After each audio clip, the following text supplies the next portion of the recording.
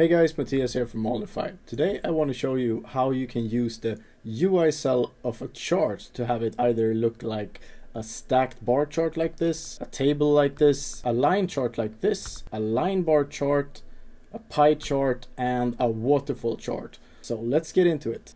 So let's turn these values here into a chart, and the way to do that is to color the cells that has the values in them blue. You can also have the text in white so it's easier to read. And now if I take the URL of this Google Sheets sheet and also make sure to share it with Moldify Librarian. If I then go to app.moldify.com,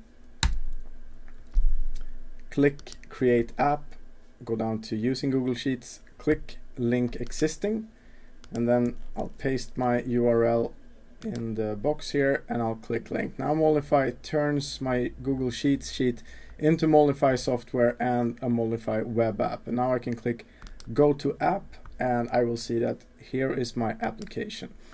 I have the same list here, but now of course it's searchable. So if I type 2010 for instance, I get the year 2010. If I hit enter, I will get the values for 2010.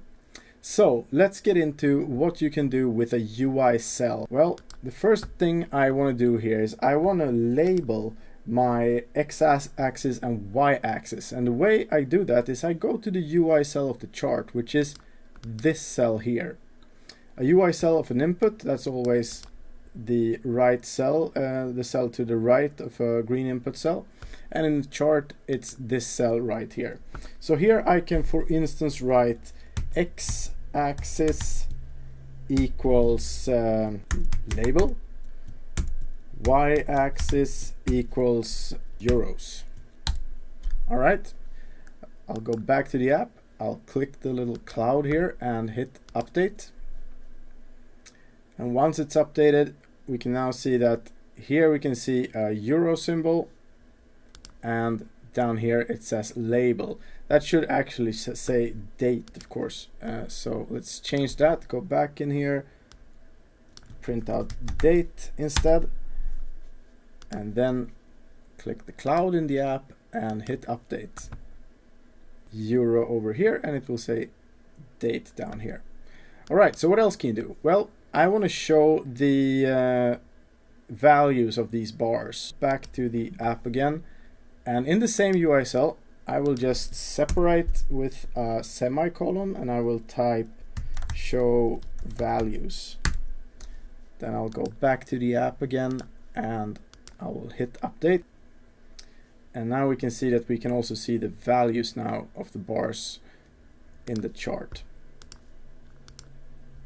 All right, maybe we should also set an at least function. So right now you can see that it goes up to 15 here, but maybe we always want to show it up to, say, 50. Back to the Moldify sheet once again, and I'll type a semicolon and then at least equals 50. Back to the app, hit update. And once updated, you can see that we now have a lot more space here above the bars, and that is because the value is at least 50 at all times.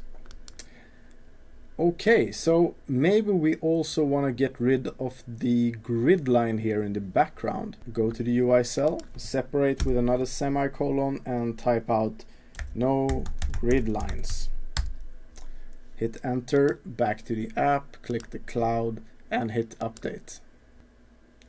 Once updated, you can see that the grid line is now gone and it looks a bit cleaner here in the background. In Moldify, you can also view your chart in different ways. Right now, and the default is that you view it grouped, but you can also view it stacked like this. If you always want it to become stacked from the beginning when a user loads the app, you can set that in the UI cell as well. In that case, you go to the UI cell of the chart, you type stacked and back to the app, hit update, and now once it loads, it will load as stacked by default. You can also go back to grouped if you want to do that. You can also choose to hide these controls. Of course, you do that in the UI cell as well.